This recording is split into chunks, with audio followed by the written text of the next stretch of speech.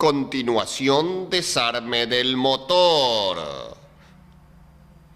Bueno, montado el motor en un caballete apropiado y una vez retirados todos los bulones que fijan el cárter del motor, hemos invertido la posición de este, procederemos a quitar el cárter. Estamos quitando el cárter y aquí podemos observar la bomba de aceite. En esta bomba de aceite se ven partes diferentes, como ser el chupón de la misma o filtro de malla de succión que evita que puedan entrar impurezas de cierto tamaño que puedan dañar la bomba. Este filtro está conectado por medio de un caño a través de una platina y se conecta con la bomba. Esta bomba ha sido aflojada a través de sus bulones y ahora vamos a extraer la bomba junto con los bulones. Aquí la tienen a la bomba extraída. Bueno, aquí ahora lo que observamos claramente son las tapas de biela, en este caso correspondientes al 4 y 1, cilindros 4 y 1 que han quedado en esta posición, y por aquí abajo las tapas de los cilindros 2 y 3. Es sumamente importante antes de desmontar el motor que nosotros estemos seguros que podemos identificar la posición de cada biela. Quiere decir que aquí, por ejemplo, sobre este lado de aquí, luego mostraremos más adelante, quitando la biela, tienen los números 1, la tapa y la biela. Nunca se puede intercambiar una tapa con otra biela, siempre tienen que ser las mismas. Si no tuviera números de fábrica, con un punto o con números de metal, marcar, identificar la tapa y la biela correspondiente. En este caso, como referencia, sabemos que los números de la biela, de todas las bielas, de todos los cilindros, miran hacia donde va el motor de arranque. Procedemos ahora a aflojar esta tapa de biela. Observen ustedes, estamos aflojando las tapas de biela. Y ahora continuamos con esta labor con el cricket, una extensión, un dado, para hacer el trabajo de manera más fácil, más rápida. Una vez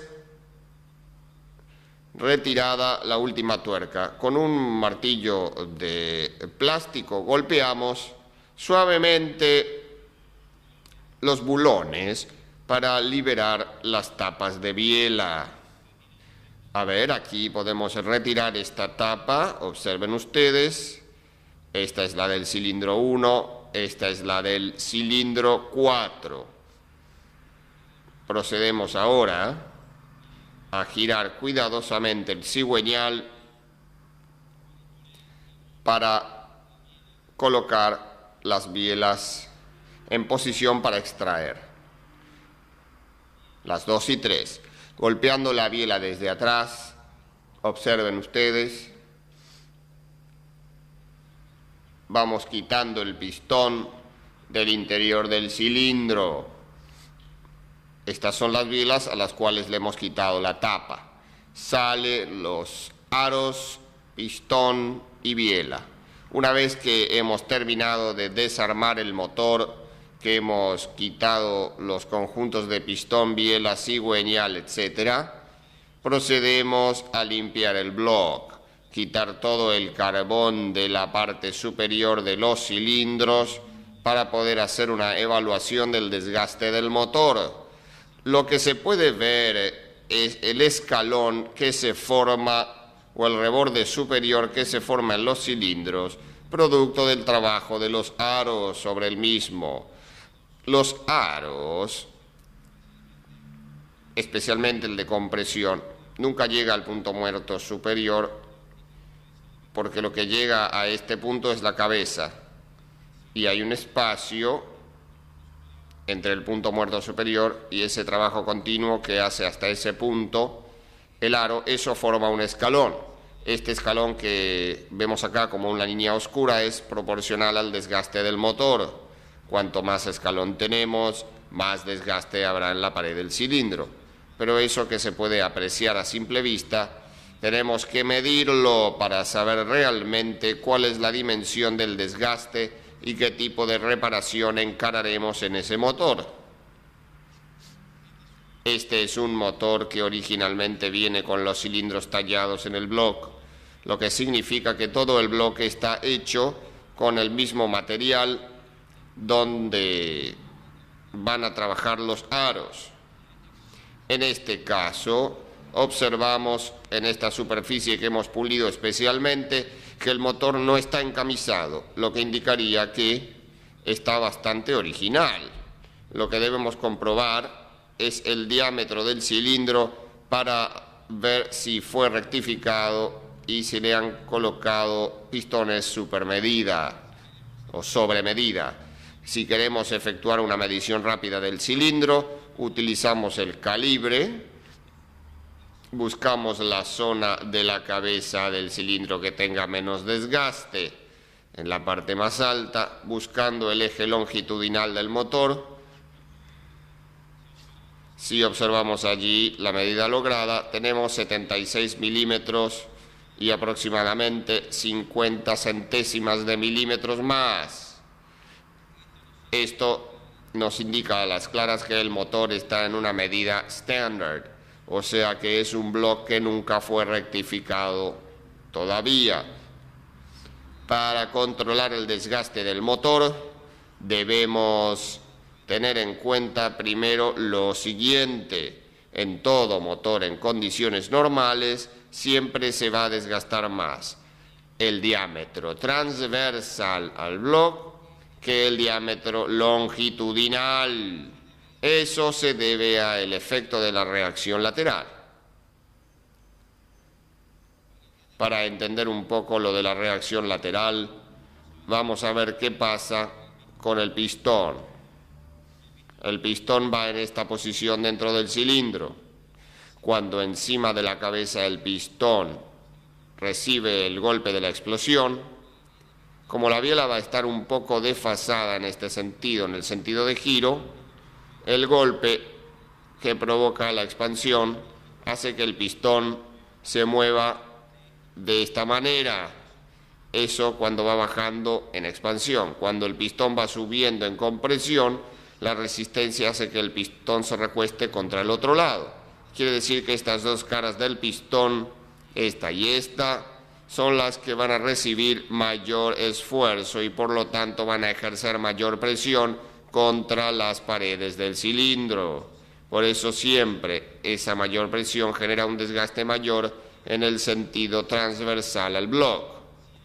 Si en algún motor anormalmente encontramos un desgaste mayor, o sea un diámetro mayor en los cilindros en el sentido longitudinal, eso estaría indicando a las claras un defecto de funcionamiento que puede ser provocado, por ejemplo, por un desplazamiento excesivo del cigüeñal a lo largo o por una dureza excesiva de los pernos de pistón en cuanto a absorber los desplazamientos longitudinales del cigüeñal.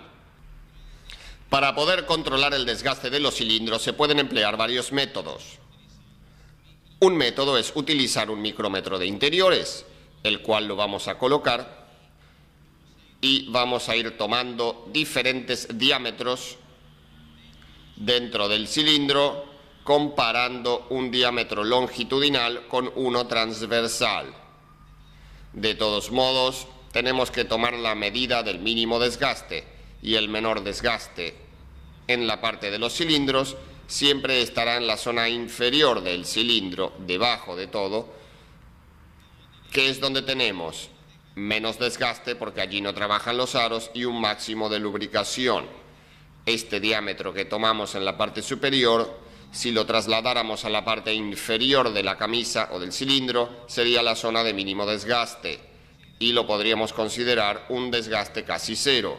Luego, colocando el micrómetro a diferentes alturas dentro del cilindro, tomando las zonas de mayor desgaste, que generalmente son las que están inmediatamente debajo del escalón, allí podremos nosotros, en el sentido transversal, controlar el mayor desgaste y al mínimo diámetro le quitamos el mayor diámetro y así tenemos en centésimas de milímetro el desgaste.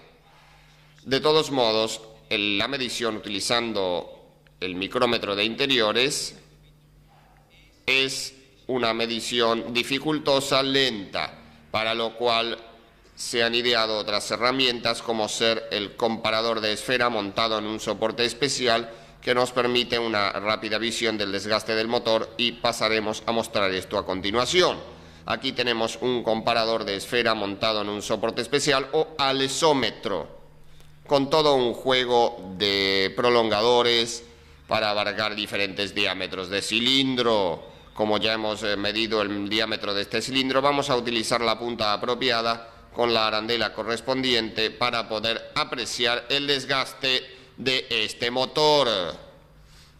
Habiendo seleccionado ya el prolongador adecuado al diámetro de este cilindro, explicaremos que aquí en esta zona hay un contacto móvil que por medio de un sistema de palancas mueve la aguja. La aguja va a desplazarse sobre la esfera a medida que este punto sea comprimido y el movimiento es amplificado, y en esta esfera que tiene divisiones de centésimas de milímetro, cada rayita que tiene esta esfera corresponde a una centésima de milímetro, nos va a permitir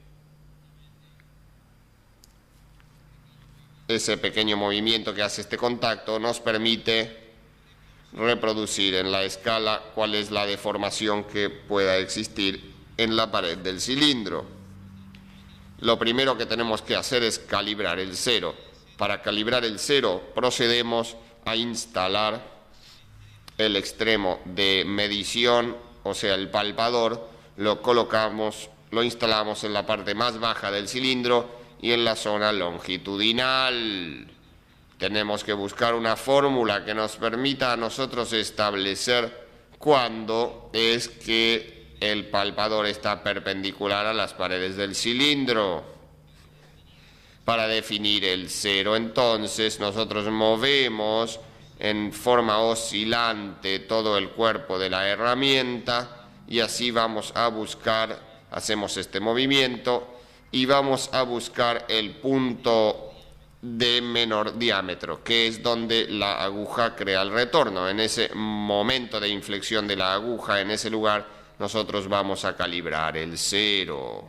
Observen ustedes. Quiere decir que ese va a ser el diámetro considerado menor o de menor desgaste en este motor, sin que eso indique que sea el diámetro original. Puede tener alguna centésima de desgaste, pero el desgaste en la parte baja de la camisa o del cilindro y en el sentido longitudinal del motor siempre va a ser un desgaste menor.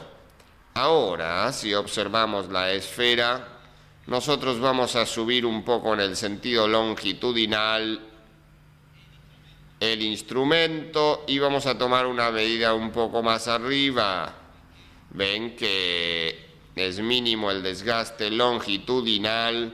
Ahora vamos a tomar otra medición más arriba aún y ahí seguimos hasta llegar a la zona casi inmediatamente debajo del escalón. Allí vamos a ver en el movimiento de la aguja que ya esta no llega al cero, llega un poco antes, indicando que hay unas 2 centésimas, casi 3 centésimas de desgaste en la parte próxima al escalón, pero teniendo en cuenta el eje longitudinal del motor, que es la zona de menor desgaste. Ahora vamos a tomar el diámetro transversal al bloque del motor. Instalado ahora el instrumento de medición en forma transversal, vamos a medir la zona de mayor desgaste. Movemos en forma oscilante el instrumento hasta buscar el momento de inflexión de la aguja y allí podemos apreciar que casi en forma inmediata debajo del escalón tenemos una deformación o un desgaste de alrededor de 8 centésimas de milímetro.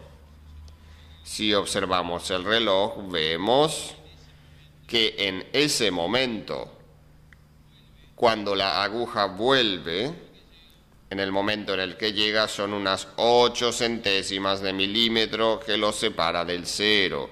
Si ahora introducimos un poco más el reloj dentro de la camisa, vemos que el desgaste es bastante menor. Podemos asegurar entonces con precisión y sin lugar a equivocarnos que el desgaste en este motor oscila alrededor en este cilindro, en realidad, alrededor de las 8 centésimas de milímetro. Esta medición debemos efectuarla en cada uno de los cilindros y especialmente en aquellos que tienen mucho escalón, lo cual puede indicar que fuera un desgaste mayor que en el resto.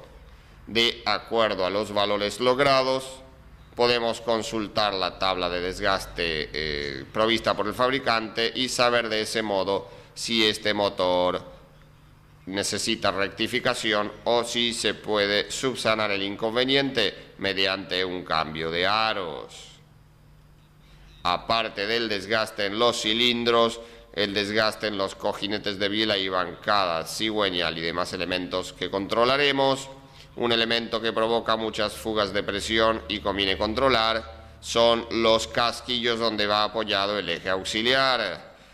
Procedemos a quitar el eje auxiliar que hemos instalado como referencia para ustedes. Lleva 2 casquillos y aquí vemos parte del casquillo delantero y como podemos observar tiene un gran desgaste causado por fatiga y eso ha provocado que se haya desprendido gran parte del material antifricción. Taller de rectificados.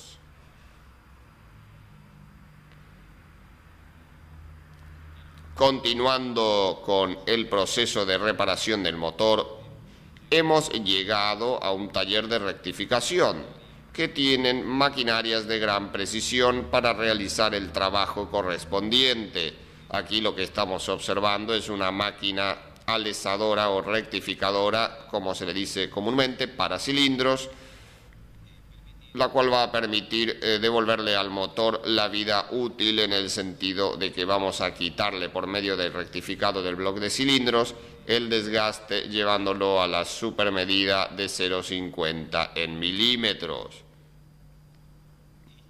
Instalado el bloque sobre estas bancadas paralelas o comúnmente llamadas paralelas y firmemente aprisionado para evitar cualquier movimiento del bloque, se procederá a el centrado de la herramienta con respecto a la boca que se va a trabajar. Acto seguido se va a proceder a centrar en la boca que se va a rectificar. Para ello colocamos el palpador, que es un elemento que va a rozar contra la boca del cilindro y eso nos va a permitir poder centrar la herramienta antes de efectuar el trabajo de rectificado.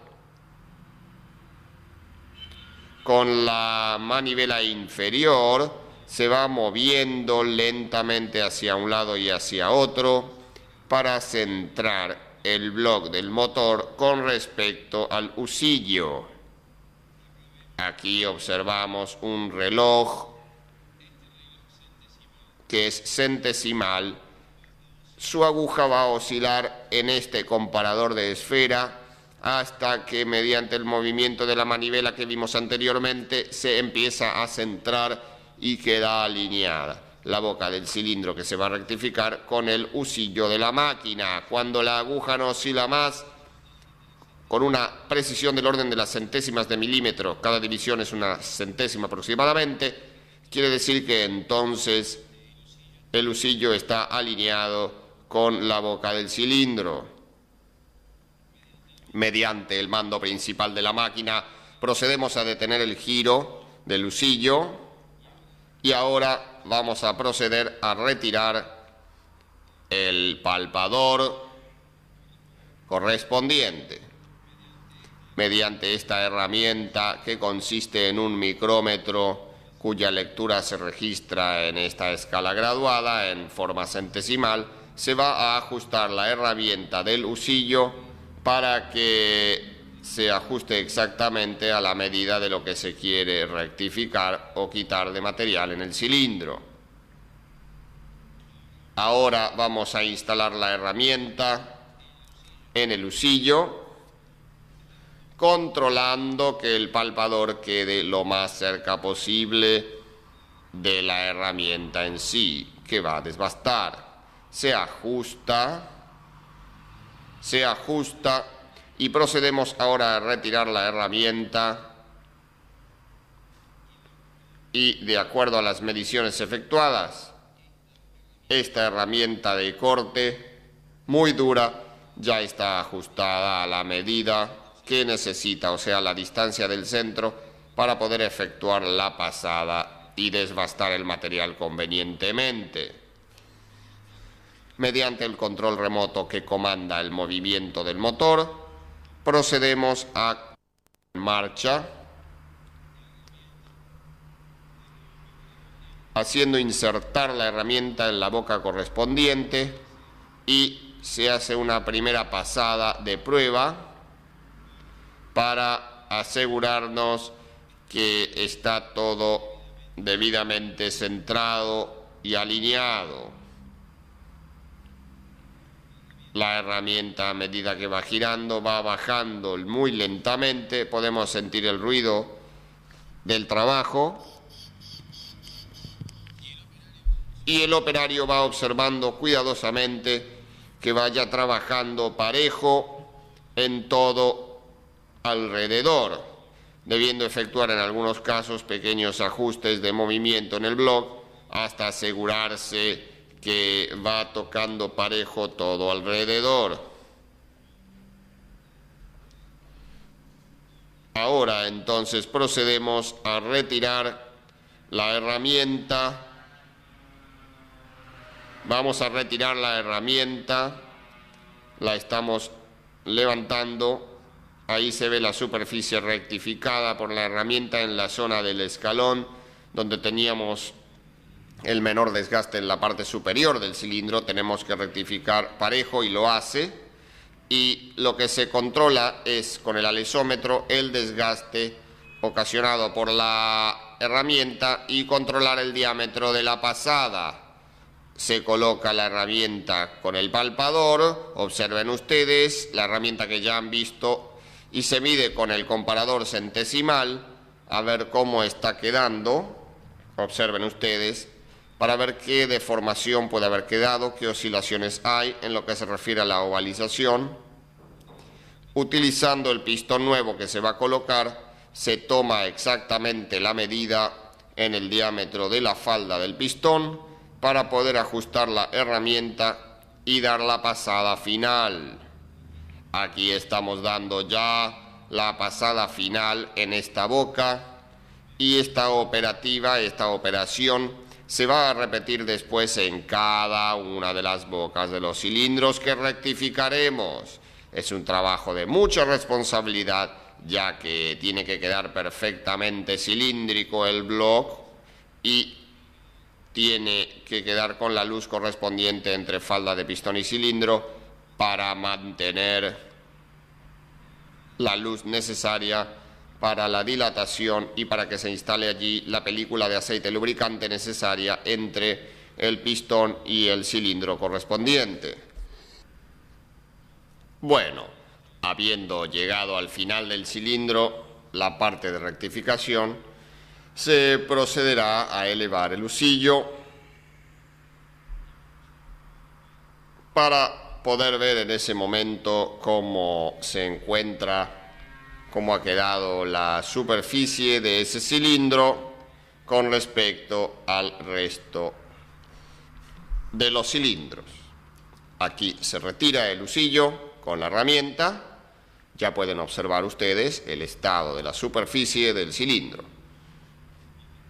El pistón nuevo que vamos a colocar, vemos que en el cilindro que no ha sido rectificado no entra, porque el diámetro es inferior. Y en el cilindro que sí ha sido rectificado entra, si bien no ha quedado todavía con la luz final, ya que como ahora procederemos a bruñir el cilindro, entonces se le dejan con unas centésimas menos para que esa medida final la dé la máquina de bruñir. Antes de proceder al rectificado de los demás cilindros o de las demás bocas, como se le dice comúnmente, vamos a efectuar el bruñido de ese cilindro que se acaba de rectificar en una máquina especialmente diseñada para ese trabajo. Es una bruñidora vertical donde se puede regular, según las especificaciones de fábrica, la velocidad de traslación del eje de la máquina a lo largo del cilindro y la velocidad de rotación, para poder lograr así un entrecruzado ideal con la textura de la piedra indicada por el fabricante. La misión del bruñido de los cilindros es ofrecer una superficie rugosa y uniforme para el periodo de asentamiento de los aros, y dado que hay una gran fricción en ese momento, tenemos que tener la seguridad o la garantía que hay una gran cantidad de aceite lubricante sobre esas paredes. Es una tarea muy importante y los motores de fábrica vienen muy bien hechos, muy bien trabajados, dado que es fundamental para la duración del motor el bruñido de los cilindros o de las camisas. Sucede que en muchos talleres se hace con piedras de mano, donde no se tiene un verdadero control sobre la velocidad de traslación del eje a lo largo del cilindro y la velocidad de rotación, lo que da como resultado ángulos inadecuados, donde luego el aceite queda retenido por demasiado tiempo en las paredes del cilindro o por poco trabajo en las camisas. El aceite se escurre muy fácilmente hacia el cárter. Entonces, según las especificaciones de fábrica, hay que respetar una determinada rugosidad en la pared del cilindro y una determinada trama, un determinado patrón. Más vale no hacer el bruñido antes que hacerlo mal. Aquí estamos viendo una máquina especialmente diseñada para bruñir los cilindros. Se ha seleccionado la textura de piedras, el grano de piedra adecuado para trabajar sobre el cilindro, y mediante unas regulaciones que vamos a mostrar se le ha limitado el recorrido vertical de la máquina para que las piedras no escapen del cilindro, y se le ha dado la velocidad de rotación y la velocidad de traslación para lograr el rayado o bruñido con el ángulo indicado por el fabricante. Mediante estas palancas que se aprecian, observen ustedes, y esa llave se logra modificar esas excéntricas para lograr la carrera necesaria en lo que se refiere a la longitud, y se regula también la velocidad de traslación. Si giramos lentamente a mano, vemos cómo a medida que va bajando la piedra va girando y hace un giro de determinada manera, y al subir entrecruza el rayado anterior para darle la angularidad correspondiente. Observen ustedes trabajando. Allí vemos a la máquina trabajando, y luego de dar una pequeña pasada se revisa cuánto es lo que está desgastando. Vemos allí hay un elemento que agrega una solución de aceite con gasoil para permitir la limpieza y lubricación de las piedras y que no haga un trabajo demasiado agresivo. Allí nuevamente se le va a dar otra pasada, observen ustedes.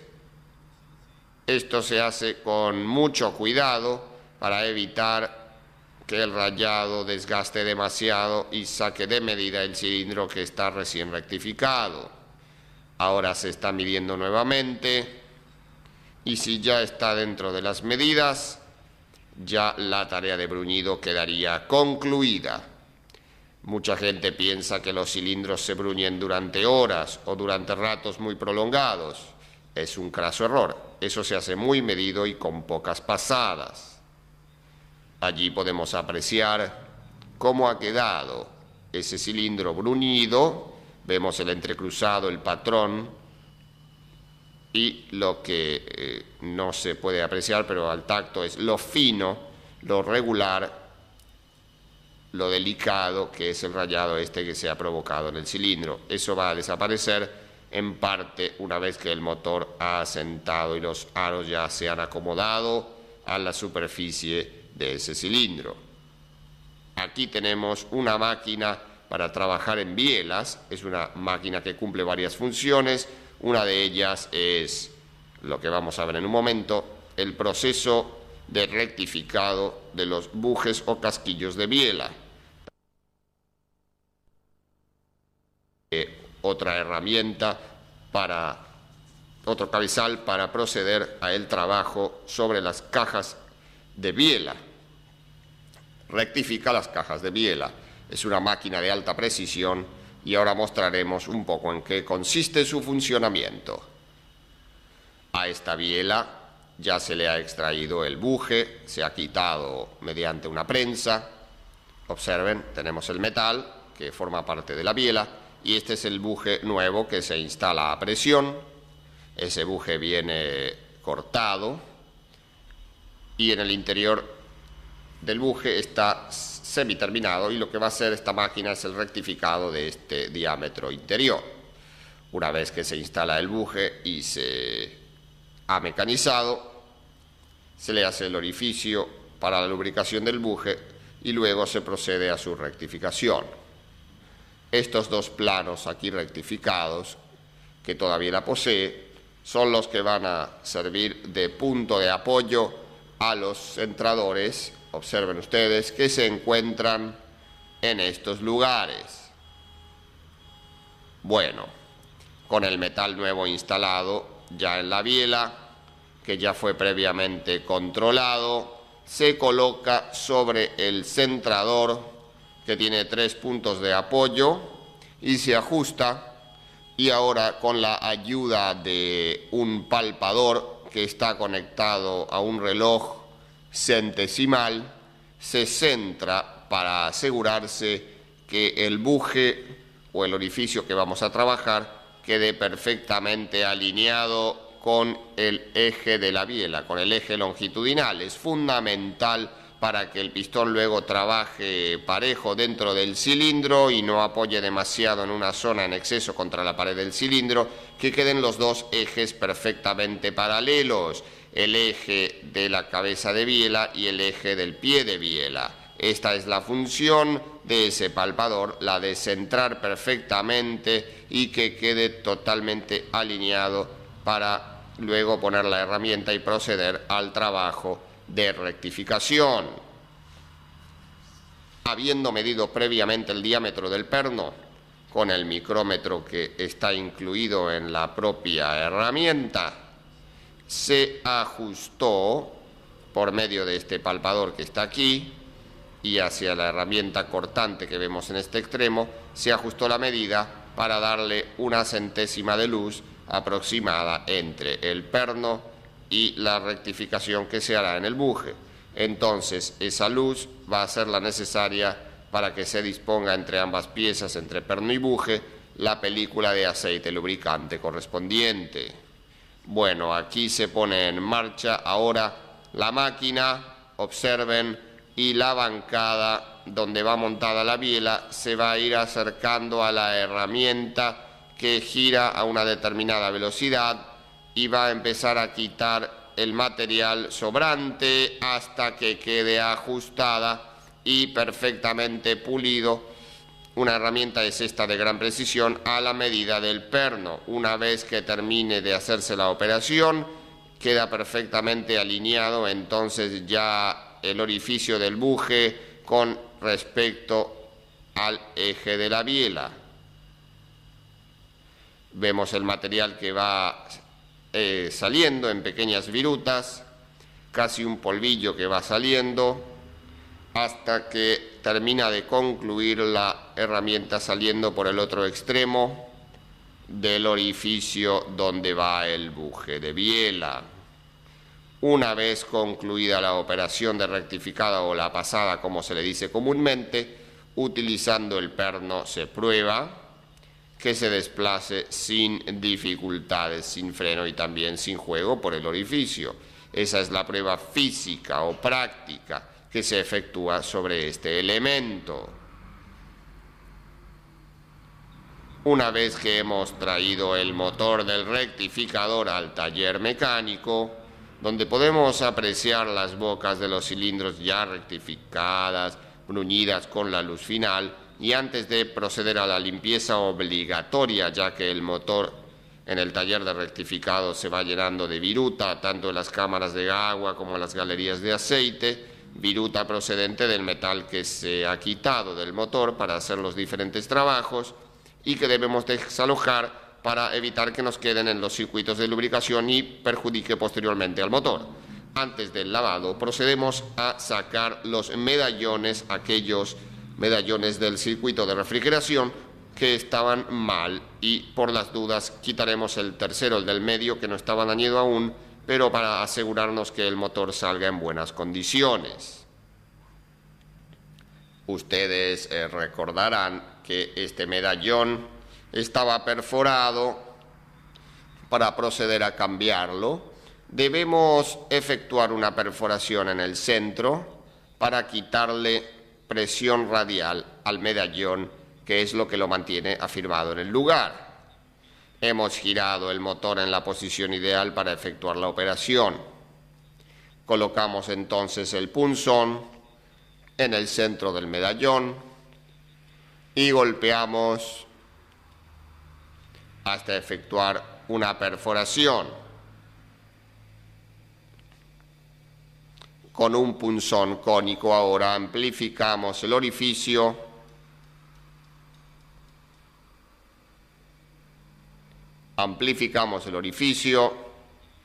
y ahora con este mismo punzón procedemos a desprender el medallón. Observen ustedes, aquí vemos el medallón y se ve que ante el temor de que perdiera, el mecánico utilizó varios tipos de cemento. Aquí vemos un cemento rojo, pero acá vemos algo que puede haber sido la causa de la falla prematura de este medallón, que en sí, por el color, no es un medallón tan viejo. Y es que usó un cemento basado en ácido acético. Y el ácido acético es un ácido corrosivo que ataca los metales. Aparte del trabajo que pueda haber efectuado el agua del motor, y que también no tenía anticorrosivo, este cemento con ácido acético ha atacado y ha favorecido esta perforación. Aquí estamos quitando ahora el otro medallón. Observen ustedes.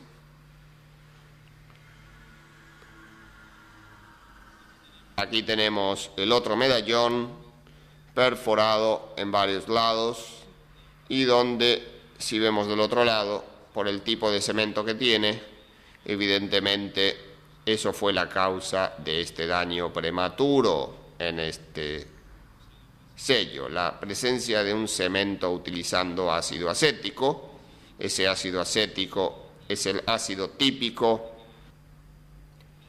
identificado cuando está fresco por su olor a vinagre típico. Al sacar el medallón, este último, vemos la presencia de cáscaras de óxido aquí, que demuestra la importancia, cuando se trabaja en un motor, de utilizar líquido refrigerante anticorrosivo que evita la formación de estas cáscaras. Aquí estamos hablando de un orificio sumamente grande. si nos referimos a un orificio de una junta de tapa de cilindros pequeños como estos de aquí, se dicen que estas cáscaras fácilmente podrían obstruir estos pasajes de agua que son vitales para una buena refrigeración en la tapa de cilindros. Vamos a mostrar algo ahora de suma importancia durante el proceso de limpieza del motor. Todo el trabajo de rectificado y diferentes trabajos que se hacen en el blog van penetrando por ellos cantidad de limadura de hierro por diferentes orificios. Si nosotros giramos el motor y mostramos la parte inferior del mismo, observen ustedes, veremos que el motor se encuentra bastante limpio.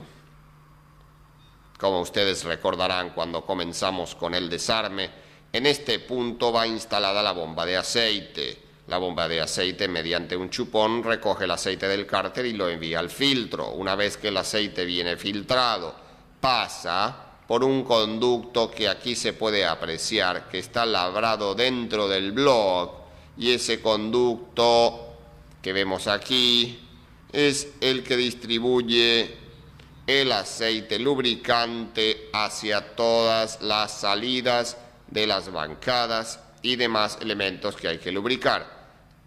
Todas estas salidas de aceite lubricante comunican con ese conducto. Ese conducto siempre va juntando barnices, lacas y diferentes elementos procedentes de la combustión y de la marcha del motor. Por eso es fundamental, antes de proceder al armado del motor, luego de un lavado primario, proceder a destapar los tapones de los extremos y efectuar una limpieza a conciencia de dicha galería. No todos los motores poseen esta galería, pero en aquellos que sí lo obtienen, traen en cada extremo de ese conducto un tapón roscado o un medallón para que se pueda limpiar antes de armar el motor luego de reparado. Bueno, aquí podemos observar donde va montado el casquillo del eje auxiliar, que como verán ahora es nuevo, fue cambiado. Aquí tenemos uno de los extremos de la galería. Esta es la tapa del extremo delantero de ese conducto que debemos quitar. Es un medallón pequeño, debemos quitarlo para poder proceder a la limpieza. Y ahora mostramos el otro extremo. Yendo a la parte posterior del blog, aquí vemos entonces, junto al tapón o medallón, el pequeño medallón que corresponde a la galería de aceite principal. Quitando estos dos tapones, este y el que mostramos anteriormente, se pasan varillas de limpieza tipo baqueta y luego se limpia bien esa galería para quitar todo el carbono, hollín, lacas, goma e incluso las demás virutas que puedan proceder del desarme, del desgaste o funcionamiento del motor. Luego de haber efectuado una limpieza de todo el motor y utilizando las gafas apropiadas para proteger la vista, procedemos a sopletear el motor antes de instalar los metales. Sopleteamos.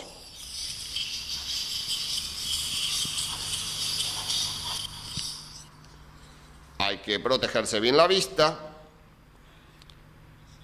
asegurándonos que los respaldos estén perfectamente limpios, tanto en las cajas de bancada del blog como en el respaldo de acero de los cojinetes. Procedemos a instalarlos respetando la posición de la traba y asegurándonos que el agujero de lubricación coincida perfectamente. También lo hacemos con este cojinete. Vamos instalando, revisando uno por uno a estos cojinetes para asegurarnos que no tienen ninguna impureza, ninguna partícula de polvo, ya que a la presión que estarán sometidos, eso puede ocasionar un defecto importante de montaje que se traduzca en un desgaste prematuro de estos cojinetes. tanto de bancada como de biela. Vamos a proceder ahora a instalar los cojinetes laterales de bancada, que en este caso vienen postizos. Tenemos que tener extrema precaución de colocar la superficie blanda antifricción contra el cigüeñal y el respaldo de acero contra el block. Aquí instalamos la mitad de uno de ellos. Colocamos ahora el del otro lado.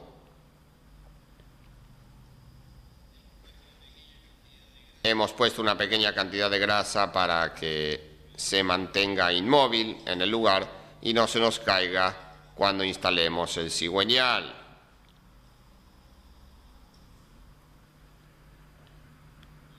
Colocamos ahora una suficiente cantidad de aceite de motor, del mismo que vamos a utilizar en el motor, para lubricar la superficie de los cojinetes, para que cuando instalemos el cigüeñal aquí ya tenga una lubricación. Estando el cigüeñal perfectamente limpio y sopleteado, procedemos ahora a instalarlo. Hay que tener mucho cuidado de instalarlo bien derecho y especialmente evitando que vaya a arrastrar los cojinetes laterales de bancada. En el caso de tener que girar el cigüeñal, conviene siempre girar a este para el lado donde se traban los metales. Si observamos aquí, vamos a ver que allí se encuentra la traba del metal, y si giramos el cigüeñal en este sentido, el metal no se puede salir. Si lo giramos en sentido contrario, dada la untuosidad del aceite que depositamos allí, puede ser que se despegue el metal y se salga por este extremo. Con las mismas precauciones con las cuales instalamos los cojinetes laterales de bancada en el block, procedemos a colocar los cojinetes laterales en las tapas de bancada. Y el mismo cojinete que se instaló aquí, con el respaldo perfectamente limpio. Esta es la primera tapa de bancada que vamos a instalar. Observen ustedes, luego de haberlo aceitado abundantemente, procedemos a instalarlo en la posición correcta, asegurándonos que no se vaya a salir del lugar los cojinetes laterales de bancada. Ahora vamos a colocar los bulones que hemos limpiado previamente, así como los orificios del block donde estos bulones roscan, asegurándonos con el sopleteado previo que ustedes observaron que en el fondo de las roscas no quedan líquidos o elementos sólidos que puedan hacer interferencia con el extremo de los bulones y marcarnos un torque inadecuado. Con el cricket arrimamos ligeramente la tapa de bancada, apretamos ligeramente a esta tapa y luego procedemos a lubricar especialmente los cojinetes laterales.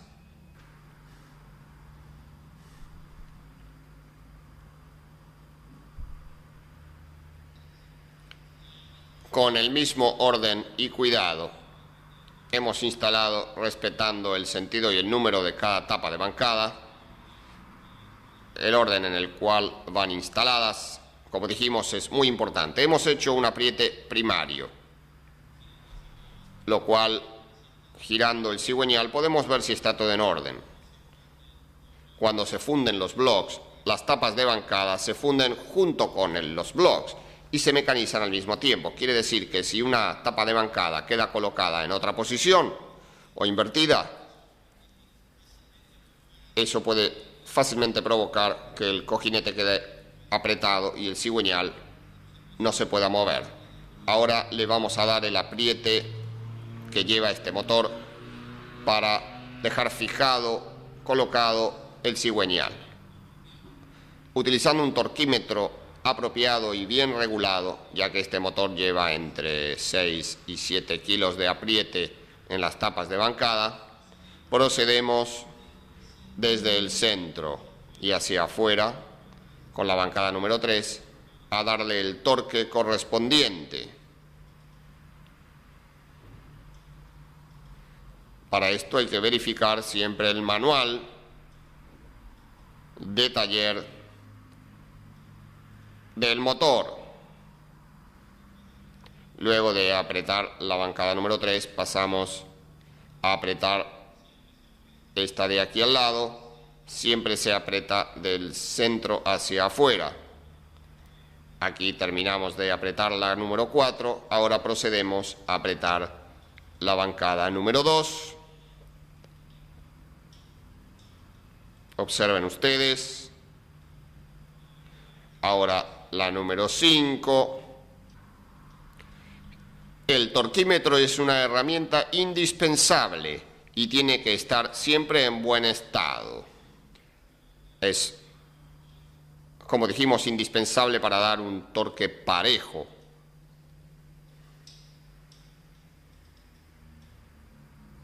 Es preferible comprar un torquímetro de muy buena calidad.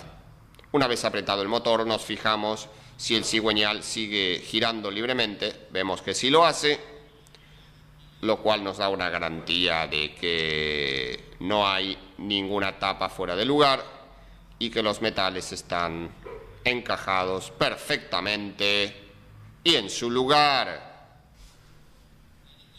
En este caso, debido a que el cigüeñal del motor no poseía un desgaste importante, no fue necesario rectificar ni las muñequillas de biela ni los muñones de bancada.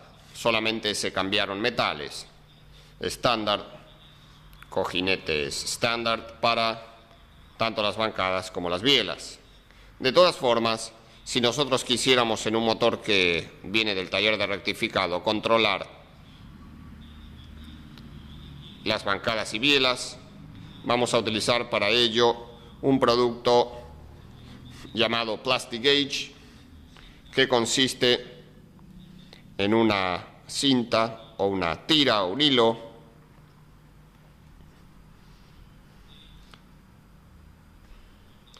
de un material especial que aquí se puede apreciar, ese hilo fino que ustedes ven allí, que se va a colocar entre el cojinete y el cigüeñal para poder medir el huelgo de lubricación. A modo de ejemplo, hemos quitado la tapa de bancada número 5 y habiendo seleccionado el Plastic Gauge adecuado al claro de lubricación o huelgo de lubricación que vamos a medir, vamos a proceder a instalarlo sobre el muñón de bancada para luego comprimirlo con la tapa correspondiente al torque especificado por el fabricante y proceder a medir el huelgo o claro de lubricación. Puesto el trozo de Plastic Gauge en el lugar indicado, procederemos ahora a colocar la tapa de esta bancada. Instalada la tapa de bancada, procedemos a darle el torque indicado, especificado por el fabricante. Le damos el torque indicado a esta tapa con nuestro torquímetro. Luego la sacaremos para estudiar qué sucedió. Una vez floja la tapa, la retiramos. Ahí podemos apreciar el estado de aplastamiento de la tira del Plastic Gauge que habíamos instalado. También podemos ver que en el cojinete de la tapa también ha quedado la marca del aplastamiento del Plastic Gauge. Bueno, el Plastic Gauge tiene un sobre donde se envasa la tira con escalas de diferentes anchos, expresado esto en milímetros y en pulgadas, y siempre tenemos que comparar el espesor de estas bandas con el espesor de la tira aplastada, y tenemos que hacer coincidir, como aquí, la banda, en este caso verde, tenemos que hacer coincidir la banda con el ancho y ver que las dos sean iguales, y de ahí sacamos la medida, o sea, el huelgo que tenemos. Y aquí lo tenemos, es 0.025, o sea, 25 milésimas de milímetro o 2 centésimas y media de milímetro. Esto está dispuesto para el claro de lubricación, siendo un valor que está dentro de lo que la fábrica especifica, teniendo en cuenta que el motor tiene algo de desgaste. Siempre es bueno controlar en el motor cada uno de los metales de bancada y biela una vez que ha vuelto del taller.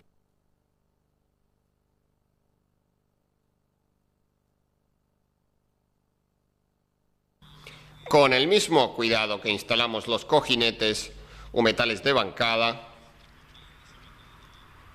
instalamos los metales de biela.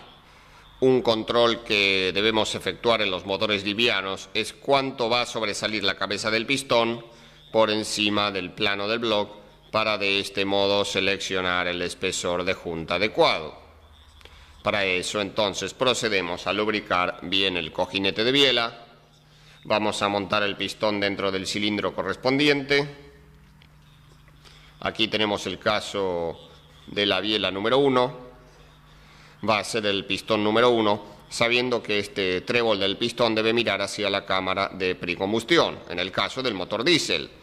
Vamos a instalar y vamos a proceder a hacer lo mismo con los otros pistones. Este control de altura de los pistones se podría hacer perfectamente luego de estar instalados los aros, pero la idea de instalarlos ahora sin los aros es para demostrarles cómo en el taller mecánico, mediante una sonda calibrada, una galga, acorde al espesor que tiene que haber entre pistón y cilindro, se puede medir si la biela está alineada. Cuando la biela está bien alineada, esa misma galga o sonda entra fácilmente todo alrededor del pistón sin tener ningún tipo de interferencia. Aquí vemos que la galga va entrando sin problemas alrededor del pistón, lo cual indica que el pistón está centrado perfectamente.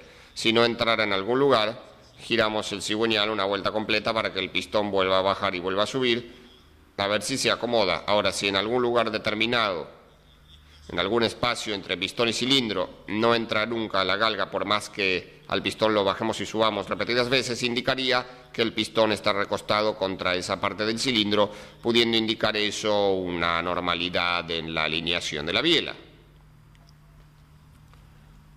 Con un comparador de esferas montado en un soporte especial magnético sobre la superficie del bloque, procedemos primero a regular el cero con respecto a la superficie del bloque.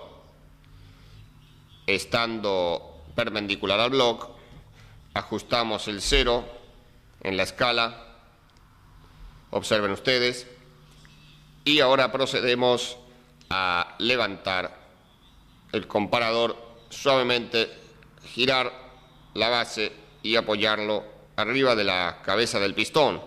Como vemos, se ha establecido una diferencia debido a que el pistón sobresale por encima del plano del bloque. Ahora movemos el cigüeñal para buscar el punto muerto superior del pistón, lo cual lo vamos a ver reflejado en el momento de inflexión de la aguja del palpador. Allí tenemos el momento con el pistón en el PMS y la diferencia de espacio que hay desde ese lugar hasta el cero nos indica cuánto está sobresaliendo por encima del plano del bloque la cabeza de este pistón. Esa operación deberemos repetirla en cada uno de los pistones para determinar cuál es el pistón más alto de todos. En el caso que no tengamos un comparador de esferas, mediante la regla de un calibre de buena calidad y un juego de galgas, podemos tener una idea aproximada de lo que sobresale el pistón por encima del plano del bloc. Si bien no tenemos con esto la exactitud de un comparador de esfera, nos da una idea bastante aproximada. Y dado que los valores que sobresale el pistón por encima del plano del bloc son bastante grandes, de este modo podemos medir exactamente cuál pistón sobresale más y cuánto es que sobresale por encima del plano del bloc cuando se encuentra en el punto muerto superior. Luego de medidos los pistones, el que sobresalió más sobresalió 74 centésimas de milímetro, o sea 0,74. Si observamos la tabla que tenemos allí en la imagen, veremos que el espesor de la junta de tapa de cilindros que deberá seleccionarse para este motor es un espesor de 1,50 milímetros más menos 0 milímetros 0 décimas 7 centésimas. Un control que debemos efectuar antes de proceder al montaje de los pistones con los aros es la luz entre pistón y cilindro. Esta luz es fundamental controlarla cuando el motor ha sido rectificado. Aquí tenemos una sonda o galga o lámina calibrada de 5 centésimas de milímetro. La luz mínima que recomienda el fabricante son 4 centésimas. Entonces, tenemos una luz de 5 centésimas, estamos garantizando que ese valor está cumplido. Ese control hay que repetirlo en cada uno de los cilindros para asegurarnos que el rectificado ha dejado la luz adecuada. Otro control que debemos efectuar es que a una temperatura de 20 grados centígrados o mayor, el pistón oscila en el perno, indicando que hay un buen claro de lubricación entre perno y pistón. Otro control que hay que realizar a posteriori es el desplazamiento del buje de biela en el perno, indicando que no está trabado en ningún momento.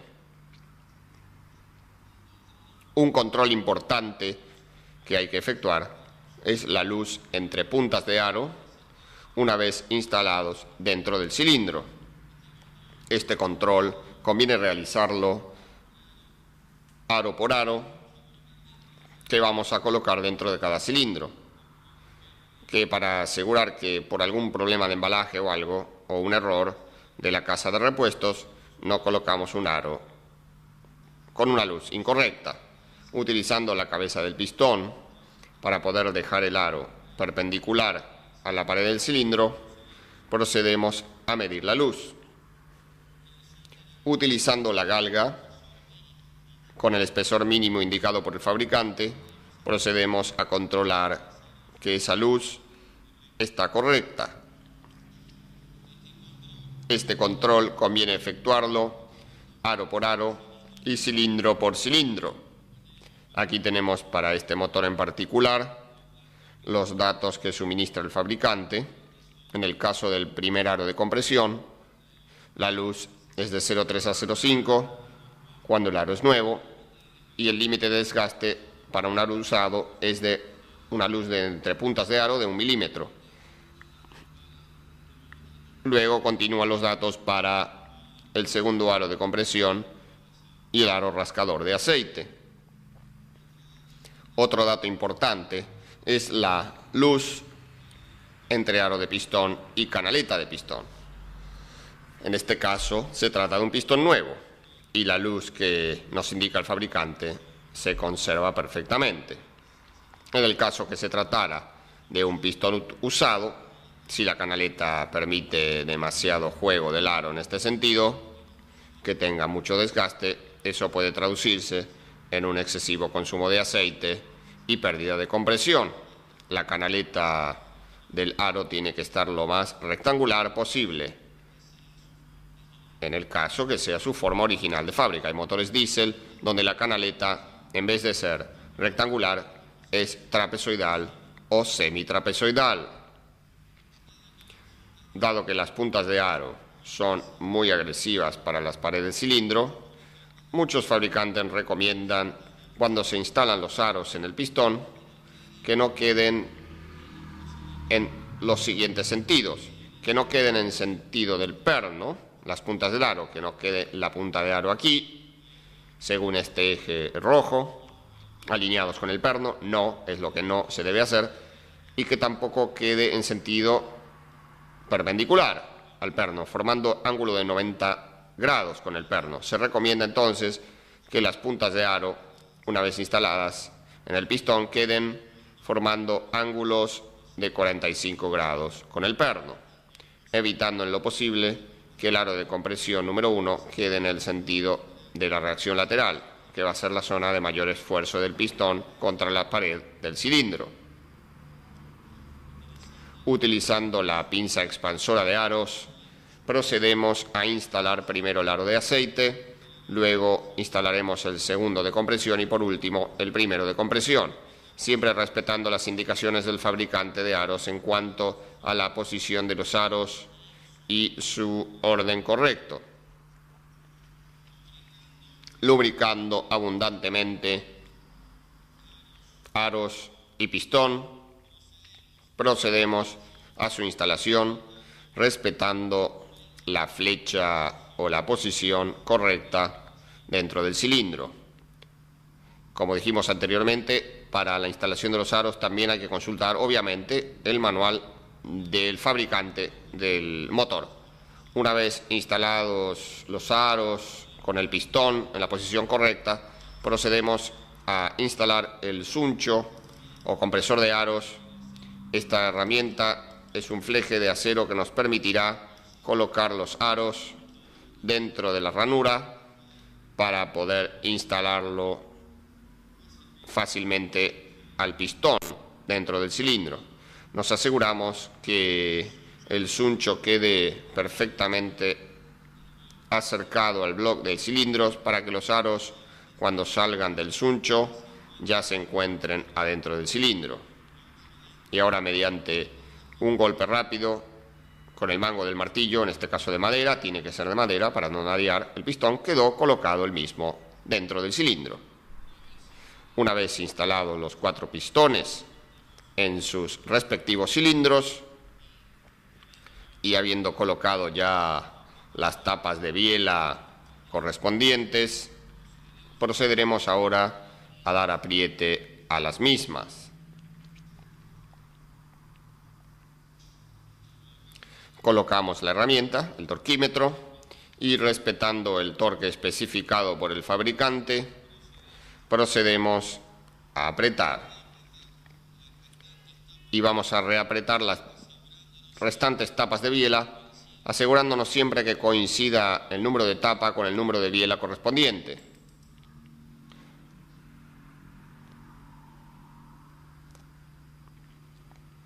Y ahora procedemos a efectuar un control importante, que es la luz entre biela y cigüeñal.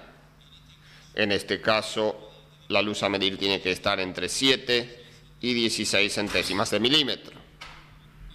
Y vemos con la galga que la luz se encuentra correcta en este caso.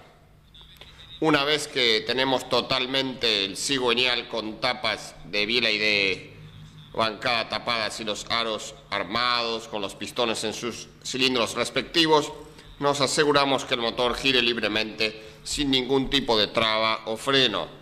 Incluso algunos fabricantes, para hacer este trabajo, recomiendan utilizar un torquímetro de aguja y revisar qué esfuerzo es necesario para poder hacer girar el cigüeñal con pistones, bielas y aros instalado. Otro control que debemos efectuar también es medir la luz entre el cojinete lateral de bancada y el cigüeñal.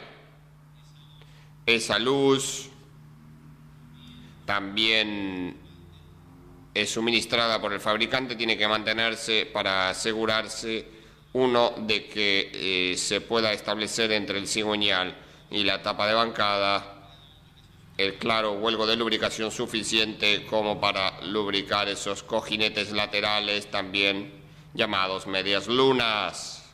Bombas de aceite.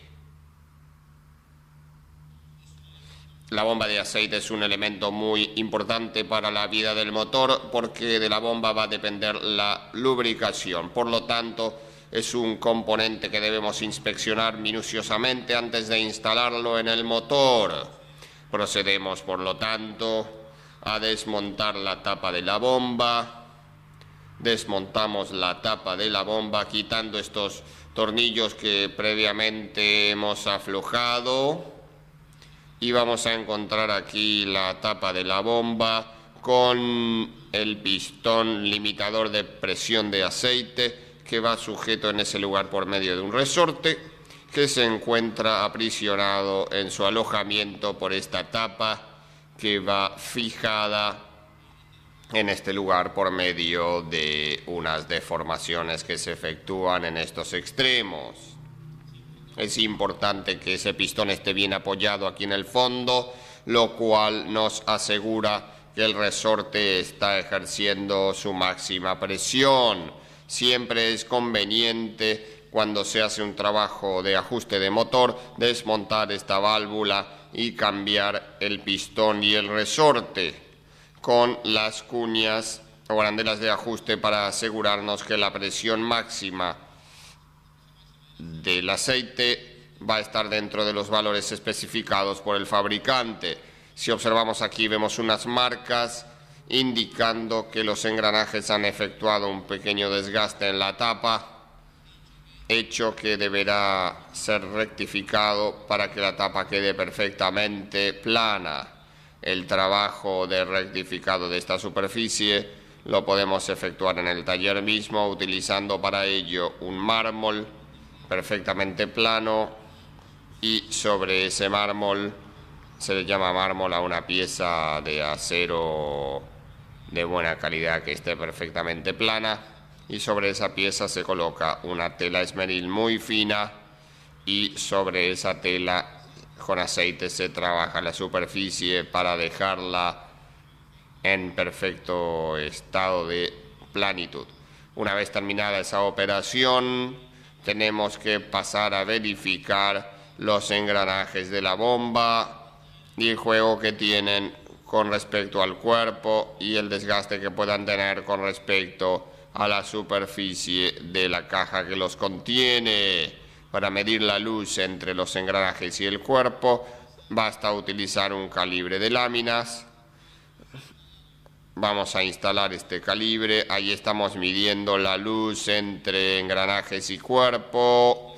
En este caso estamos viendo que tiene la luz indicada como mínima, lo cual fue corroborado cuando le dimos presión de aceite en el motor. Observamos que la presión de aceite se encontraba bastante bien a pesar del desgaste posterior que encontramos en los metales.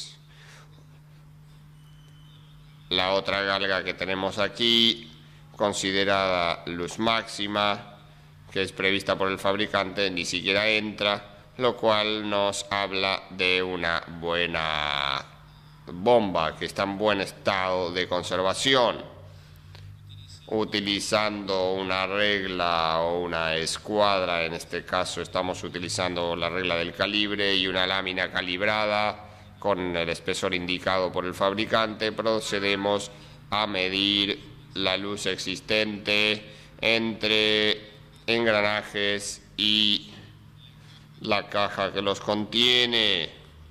En este caso, esta luz es la mínima, y cuando probamos con la galga indicada como máxima, ni siquiera entra directamente, por lo cual vemos que esto está en buen estado. Si la luz fuera excesiva, la solución en ese caso sería retirar los engranajes y rectificar la superficie esta hasta que la altura de los engranajes queda casi a ras de la caja que los contiene, o con la luz que corresponde indicada por el fabricante.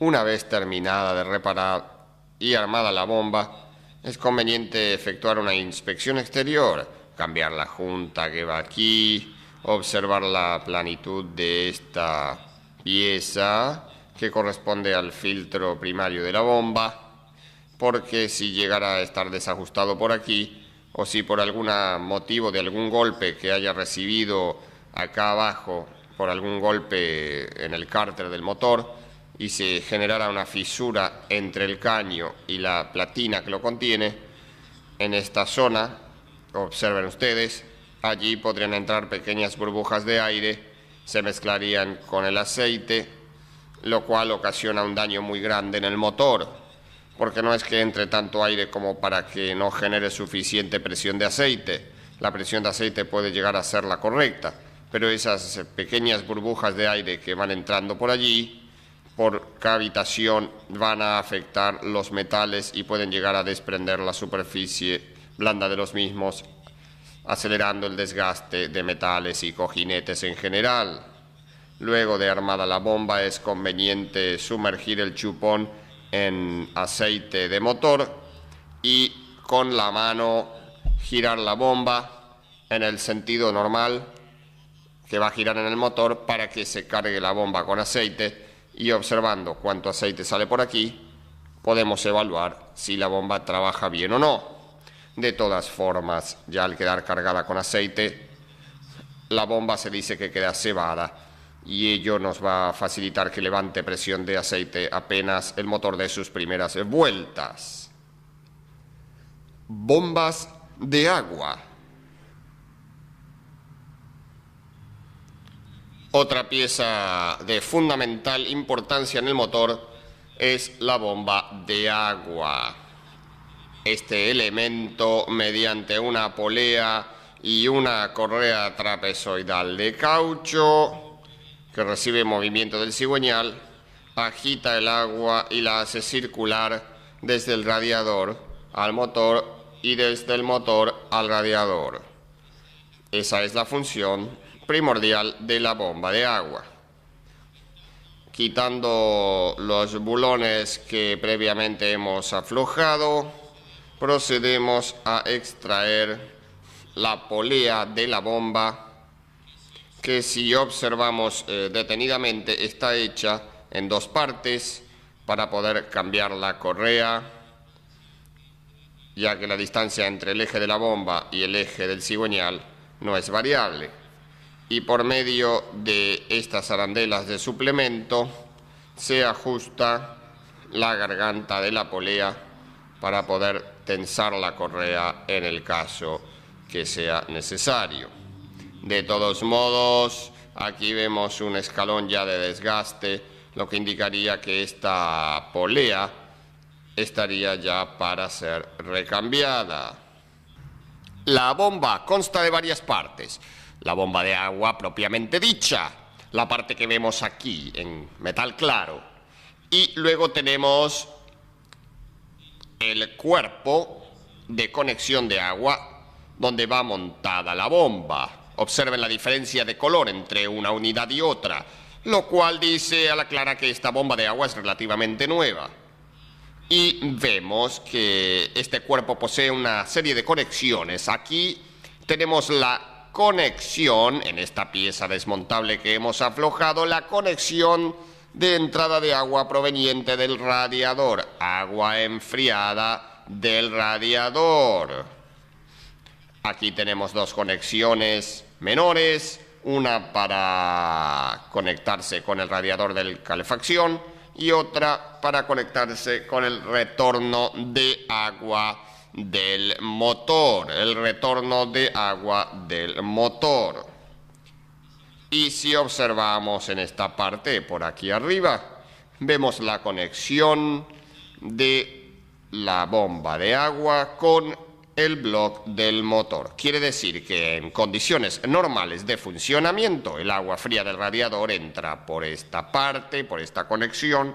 La bomba la mueve y la traslada hacia el bloque del motor a través de esta salida.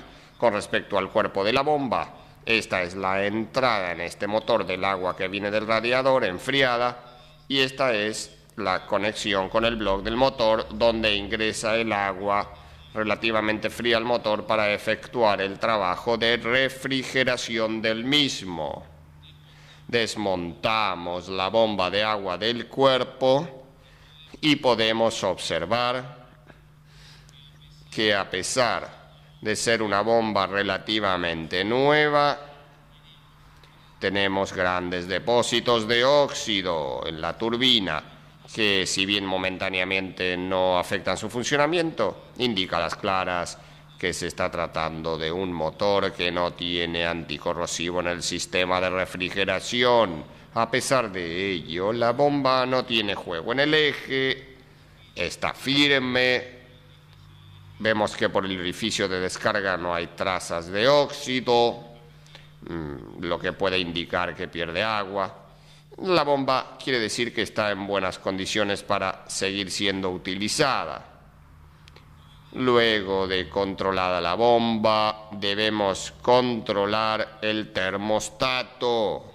Si esta válvula va a quedar cerrada cuando pongamos en marcha el motor, corremos un serio riesgo de que el motor recaliente. Eso en un motor recién ajustado o recién reparado puede ser muy grave.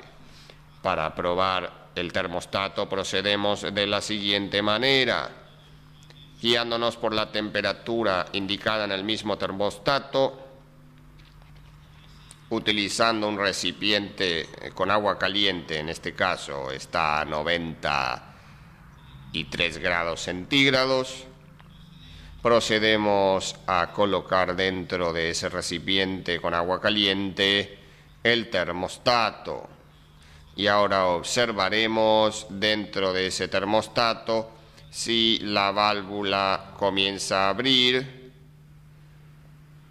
o no, teniendo en cuenta que el agua se mantiene todavía en 90 grados centígrados y que el termostato debería abrir a 80, podemos llegar a la conclusión que el termostato no está abriendo lo suficientemente rápido como debería, ya que a más de 82 grados centígrados debe abrir en forma casi inmediata, instantánea. Recién ahora podemos comenzar a apreciar una separación aquí en la válvula.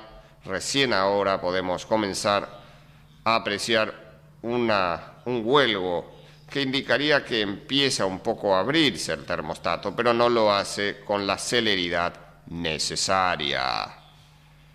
Por ese motivo, este termostato deberá ser reemplazado. Tapa de cilindros. Bueno, aquí tenemos la tapa de cilindros que viene del rectificador en caso que la hayamos mandado. Ahora hay que hacer algunos controles.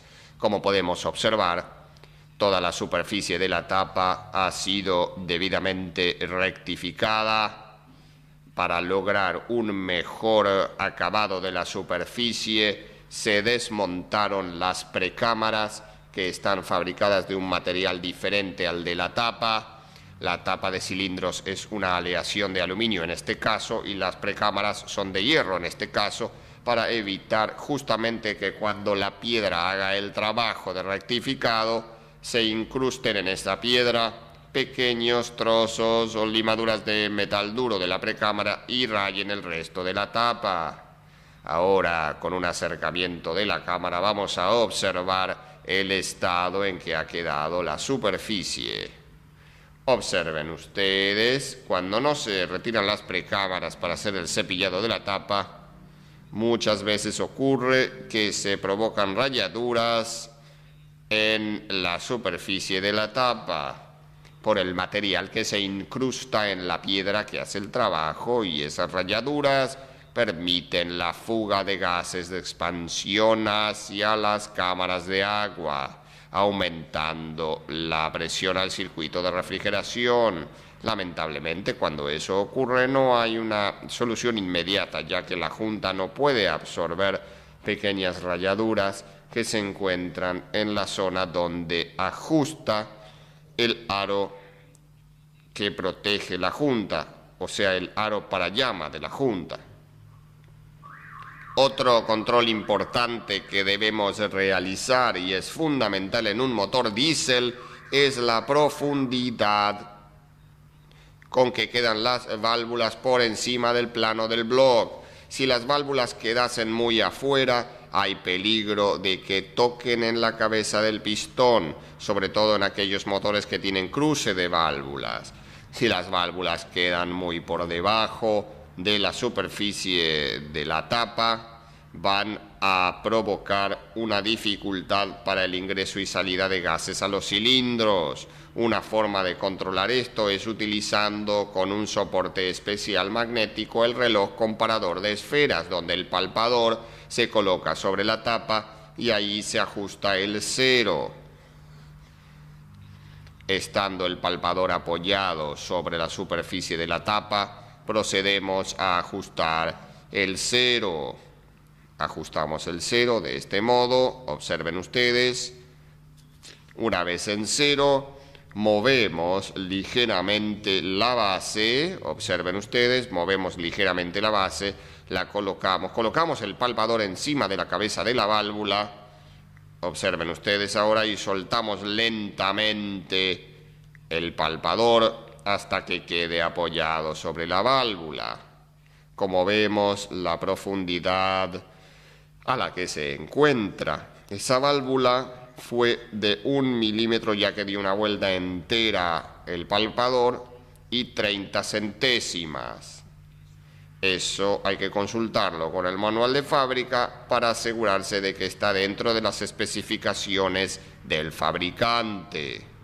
Si nosotros no poseemos el reloj palpador, utilizando la misma regla del calibre y galgas, podemos medir exactamente esa profundidad y así establecer cuánto queda la válvula hundida por encima del plano del bloque. Esto es una regulación o un control muy importante de efectuar, ya que de esto va a depender la vida del motor. Cuando hay interferencias graves entre pistón y válvulas, pueden ocurrir hechos como este, donde aquí vemos una válvula que se quebró y quedó incrustada encima de la cabeza del pistón, hecho que se puede apreciar también por este otro lado. Observen ustedes, aparece la parte de la válvula incrustada. Esto fue debido a una rotura de correa de distribución, pero de todos modos también pudiera ocurrir por un golpeteo permanente entre pistón y válvulas. Observen ustedes. Este control deberemos efectuarlo en todas las válvulas del motor e incluso en algunos motores es necesario controlar la altura de la precámara, ya que esta pieza debe sobresalir por encima del plano del bloque un determinado valor también especificado por el fabricante. Aprovechando la planitud de la tapa, colocando los resortes de válvulas sobre un mármol plano, también podemos hacerlo. Procederemos a efectuar un control sobre los mismos resortes. Utilizando una escuadra metálica, comparamos la cuadratura de los resortes. Si el resorte está bien, debe tocar la regla de la escuadra en toda su longitud. Ahora vamos a probar otro resorte para ver si sucede lo mismo, donde apreciamos que la última espira allí tiene una deformación que la podemos incluso medir con un calibre de láminas. Observen ustedes que no toca la regla. Aquí realmente hay una separación bastante notoria. Si el resorte de válvulas trabaja torcido, va a trabajar torcida la válvula y se va a acelerar el desgaste en las guías de válvula. Por eso este resorte debe ser reemplazado solamente por este hecho. Una vez concluido el control de los resortes de válvulas, deberemos controlar la altura de acuerdo a un esfuerzo determinado que se efectúa sobre ellos. El manual dice, por ejemplo, con un determinado peso encima del resorte, qué altura mínima debe tener. Hay un instrumento para hacer este control que es un dinamómetro que efectúa una fuerza sobre el resorte y una vez comprimido el resorte, con esa fuerza o con ese peso indica qué altura mínima debe tener. Ese control es sumamente importante, tanto efectuarlo en los resortes grandes como en los pequeños, o sea, los resortes interiores. Como vemos en este caso, también tenemos una separación importante aquí y eso va a provocar que trabaje haciendo esfuerzos laterales sobre el vástago de válvula, acelerando el desgaste con la guía. Otro control que debemos efectuar es la hermeticidad de los asientos de válvulas. Vamos a trabajar sobre esta válvula de escape utilizando una aceitera. Ponemos aceite alrededor de la cabeza de la válvula en la zona del asiento y luego, mediante un pico con aire comprimido, procedemos sujetando la válvula desde abajo a inyectar aire comprimido adentro del orificio de la válvula. Como ven, allí hay una pequeña fuga, observen ustedes. Eso indica que la válvula no tiene un correcto asentamiento en su alojamiento. Vamos a levantar la válvula, a girarla un poco, por si hubiera alguna interferencia. Volvemos a probar. Bueno, y ahora vemos que el sellado de la válvula no es perfecto de todos modos, ya que por un lugar presenta una pequeña fuga. Observen ustedes. Eso indica que esta válvula lamentablemente deberá ser esmerilada. Y decimos lamentablemente porque no es una operación muy deseable en un motor recién reparado tener que esmerilar las válvulas. Hay costumbres en los talleres de esmerilar todas las válvulas del motor una vez que vienen del rectificado, cuando lo correcto es esmerilar aquellas válvulas que presentan alguna dificultad de asentamiento. Afortunadamente hay una sola válvula para esmerilar, ya que las demás se encuentran todas en perfecto sellado. Eso nos va a servir para efectuar la práctica de esmerilado, utilizando solo pasta fina, ya que la pasta gruesa se utiliza en motores grandes y en ocasiones especiales. Ponemos una pequeña cantidad de pasta que vamos a extender bien, observen ustedes, sobre el asiento de la válvula. Colocamos la pasta fina y acto seguido procedemos a aceitar el vástago de la válvula para evitar que se raye con la guía al girar o que puedan entrar partículas abrasivas en el espacio que hay entre guía y válvula. Tenemos que asegurarnos que sobre la guía no queda ningún trozo de pasta de esmerilar válvulas. Apoyamos la válvula en su alojamiento. Y mediante una ventosa procedemos a efectuar el giro dándole solamente un sentido de rotación, o sea, puede ser un sentido alternativo, pero no es bueno levantar la válvula y golpearle como hacen en algunos talleres, porque el golpe de la válvula en su asiento, teniendo material abrasivo, que es muy duro, hace pequeños poros en los asientos y eso va a dificultar el sellado posterior. Esa práctica de golpear la válvula en su asiento en forma vertical no es muy aconsejable. Después de darle algunos pequeños giros, ya que por tratarse de un motor recién reparado no puede tener más que alguna pequeña interferencia, quitamos, limpiamos bien los restos, el asiento de la válvula, limpiamos también por aquí, y observamos ahora con un acercamiento la zona de contacto del asiento de la tapa en el asiento de la válvula. Si esa zona que se encuentra un poco más opaca es fina y se encuentra en el medio del asiento de la válvula, podemos decir que está asentando bien.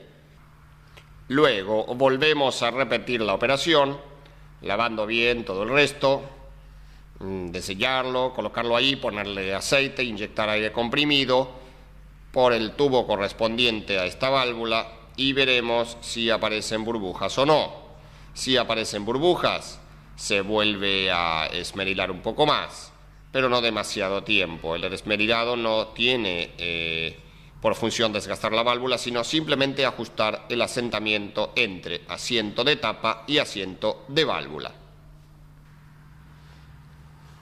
Como podemos observar aquí, la zona que ha asentado la válvula es pareja en todo alrededor, está bien centrada y por el control que ya hemos efectuado hemos podido comprobar que no fuga más aire a través de su asiento. Otro elemento a destacar cuando se efectúa el montaje es el cuidado que hay que tener con los sellos de guía de válvulas. Los sellos o retenes de guías de válvula que van montados sobre la válvula tienen la misión de controlar la cantidad de aceite que va a lubricar el vástago de la válvula, porque si es excesivo puede pasar hacia el motor y ser consumido. Si ese es el caso, puede permitir el agarrotamiento del vástago de la válvula por falta de lubricación. La mayoría de los mecánicos instalan este componente directamente así. Esto es un error, ya que los filos que presentan las ranuras donde van montados los seguros de válvula pueden lastimar la goma del retén, que es sumamente delicada. Cuando un juego de sellos de guía de válvula es de buena calidad, trae una funda de plástico que se debe montar debidamente aceitada para que cuando los sellos pasen por allí no sean lastimados por el filo de estas ranuras. Cuando no tengamos nosotros esa funda de plástico, que una vez usada la podemos mantener en el taller, podemos utilizar un nylon o algo que evite que entre en contacto el filo de las ranuras con la cara interna de estos retenes. Un problema muy crítico que hay en los motores diésel es la junta de tapa de cilindros y su ubicación. Este elemento que vamos a instalar luego en el motor tiene que soportar todas las presiones que van a surgir dentro de cada uno de los cilindros, evitar que haya comunicación entre los cilindros, que haya comunicación entre lo que sucede en los cilindros y las cámaras de agua, y evitar que haya comunicación entre lo que suceda en los cilindros, las expansiones, las compresiones y los orificios por donde ingresa o es devuelto el aceite hacia el cárter, para evitar que esta junta se deteriore, o mejor dicho, para que cumpla su verdadera función de sellado. Debemos observar una serie de cuidados que, aunque exagerados, nunca son suficientes ni están de más. Los orificios que aquí estamos señalando, donde van a ir los bulones de fijación de tapa de cilindro, deben ser cuidadosamente inspeccionados, deben estar perfectamente limpios, secos y asegurándonos de que los bulones rosquen fácilmente. Utilizando un macho de roscar, del que se utiliza para finalizar la rosca, el llamado macho recto, con el pase de rosca y el diámetro exacto de los bulones que van instalados en el block, procedemos a repasar cada una de las roscas para limpiarle todas las impurezas que puedan poseer. Esta operación hay que llevarla hasta el final y repetirla en cada uno de los orificios donde va a ir instalado un bulón de fijación de tapa. Utilizando gafas protectoras con el pico de surtir aire comprimido, procedemos a sopletear uno por uno cada uno de los orificios roscados para quitarle toda la viruta que pueda haber quedado depositada, no tanto del material sino del carbón y óxido que están dentro de esos orificios. Bueno, si vamos a reutilizar los mismos bulones que quitamos del motor, en este caso van a ser nuevos, porque hay una orden de fábrica de cambiar los bulones cada vez que se cambia la junta de tapa de cilindros, junto con las arandelas. Pero si se tratara de bulones viejos, que es una situación bastante corriente, se deberá limpiar cuidadosamente la rosca, ya sea con un cepillo de mano o con un cepillo circular. Se debe limpiar muy bien el asiento debajo de la cabeza del bulón con respecto a la arandela, o sea, en esta zona, igual que la parte superior de la arandela, quitarle todo el óxido y el aceite quemado que pudiera haberse alojado allí para que se deslice suavemente la cabeza sobre la arandela. En el caso que la arandela tenga un bombé, el bombé debe mirar hacia la cabeza del bulón y la parte plana hacia la tapa. Eso es para que cuando empezamos a apretar estos bulones va a girar el bulón sobre la arandela y la arandela se va a mantener firme sobre la tapa para evitar que al girar se genere una torsión, un esfuerzo mayor o que dañe la tapa de cilindros. Una vez que están perfectamente limpias las roscas y las partes debajo de las cabezas, procedemos a colocar una pequeñísima cantidad de aceite que extenderemos, que tiene que ser muy pequeña porque esta cantidad de aceite, si es grande, cuando vamos a instalar los bulones en la tapa, puede chorrear el aceite y ese aceite en exceso hacer de tapón hidráulico y darnos una mentira en el torque que apliquemos sobre la cabeza del bulón. Dado que el líquido, una vez que llega hasta cierto punto, no se va a comprimir más, va a indicar en el torque como que la tapa está apretada, cuando realmente no lo está y puede estar floja, y lo que puede estar apretado es el aceite debajo de la rosca del bulón.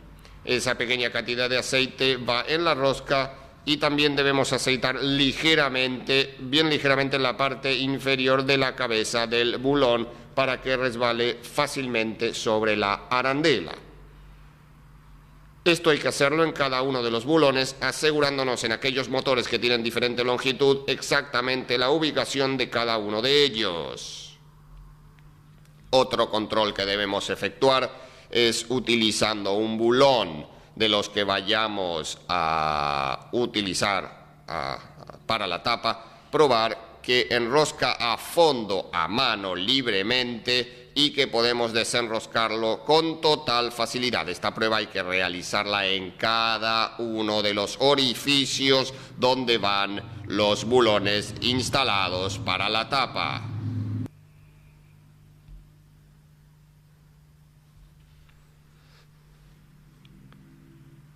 Debemos procurar que los pistones no queden en los puntos muertos superiores, dado que cuando vayamos a poner a punto la distribución pueden hacer interferencia entre las válvulas.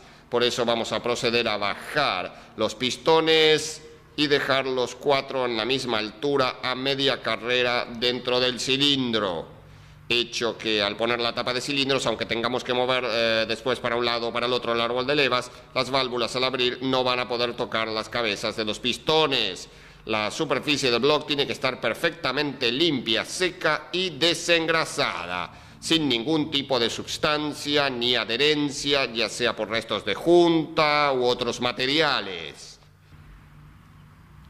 Al instalar la junta de la tapa, debemos asegurarnos que todos los orificios que posee la junta coincidan exactamente con la junta anterior, si andaba bien el motor, y con los orificios que presenta el bloque de motor. Debemos tomar en consideración, aparte, dos elementos importantes. Debemos tener en consideración, la indicación de la inicial top, que indica que esa parte va hacia arriba, mirando hacia la tapa de cilindros. Otra, los orificios que identifican la junta por el espesor, que tiene que corresponder con el espesor que nosotros calculamos cuando medimos lo que sobresalían los pistones por encima del plano del bloque. La superficie de la tapa también tiene que estar perfectamente limpia, seca y desengrasada. Procederemos ahora a explicar el método de apriete de la tapa de cilindros. Parecerán de repente exagerados los cuidados que hemos tomado, pero debemos tomar en cuenta que la mayoría de las fallas en los motores diésel ocurren a nivel de junta de tapa de cilindros. Bueno, comenzaremos dando un apriete en el orden y secuencia indicado por el fabricante. Comenzaremos en este caso por los bulones del centro, apretaremos primero este que le llamamos número 1, luego el número 2, luego este número 3, luego este número 4, luego este el número 5, el sexto, siempre alejándonos del centro hacia afuera, séptimo, octavo, noveno y décimo.